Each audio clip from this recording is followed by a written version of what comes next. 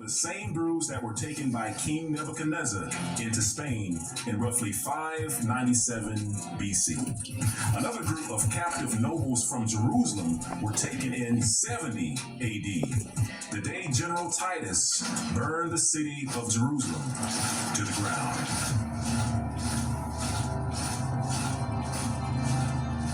Now, you need to know that back then, Jerusalem was inhabited by a special people, a people endowed with certain powers. I guess you could call them, how should I say, superheroes.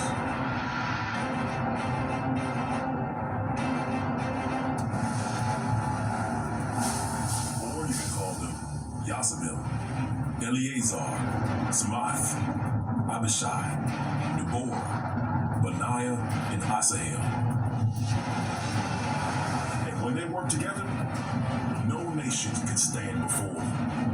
But unfortunately, on that day, their bands of brotherhood were broken, and they fought against each other and fell under the iron boot of Rome.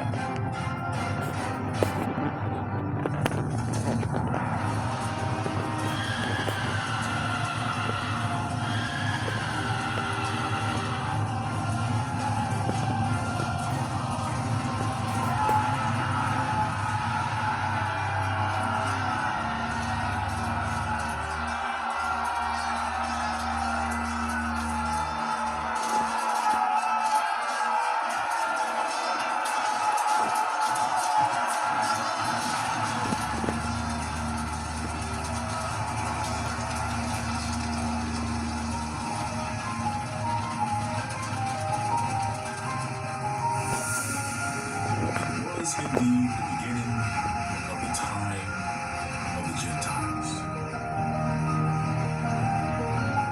The descendants of Rome burned the Most High Yah's holy city to the ground. Nothing was spared, and not one stone was left upon another. The blood of Judah and Jerusalem ran through the streets.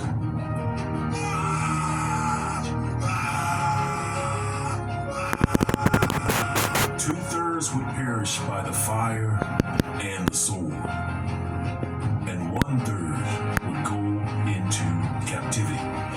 As spoken by Hamashiach, the prophecy had come to pass.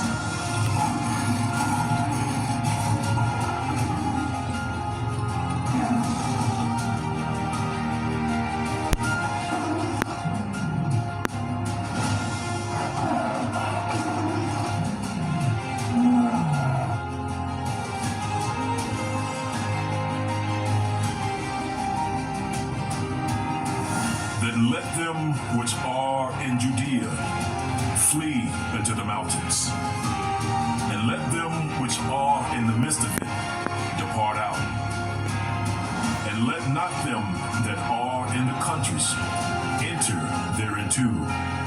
For these be the days of vengeance, that all things which are written may be fulfilled. So the brews were taken to Spain and Portugal by King Nebuchadnezzar of Babylon and General Titus of Rome. Both groups of brews were royal blood descendants of King David. As the following reference reads, the Spanish Jews maintained that they had been transported hither after the destruction of the temple by the Babylonian conqueror Nebuchadnezzar. Next reference reads, the Roman governor of Spain begged the conqueror of Jerusalem to send him some noble families from the capital of Judea, and Titus complied with the request.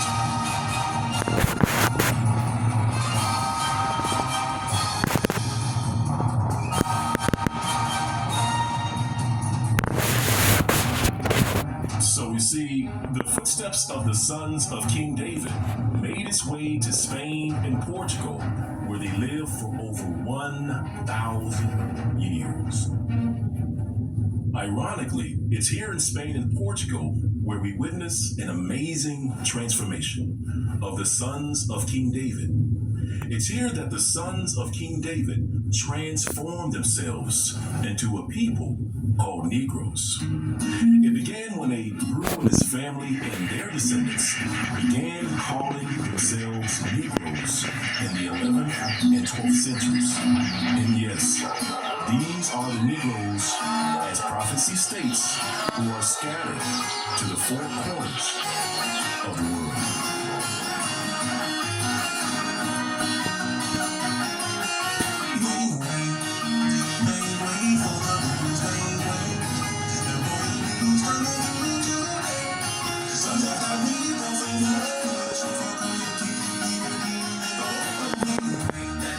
See what this wicked world is facing. People trying down who they always want to keep a need. But the time has come for all those in the world to see the chains being broken. Spirit, mind, soul set free. A Negro, a Negro. I said, como esta to my Negros. Praise the Most High, 'cause we's about to go. Once they found out more about these Negros, said a Negro, a Negro. I said, como esta to my Negros.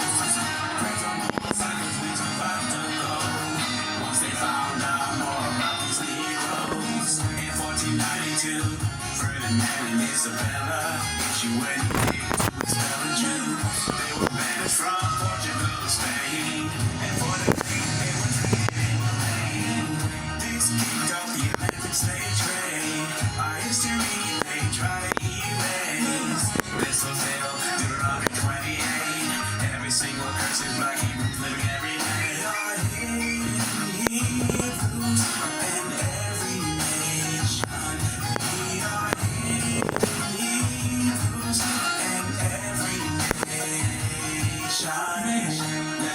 See what this wicked world decrees of people trodden down who they always want to keep a need. But the time has come for all those in the world to see the chains being broken. Spirit, mind, soul set free. A Negro, a Negro.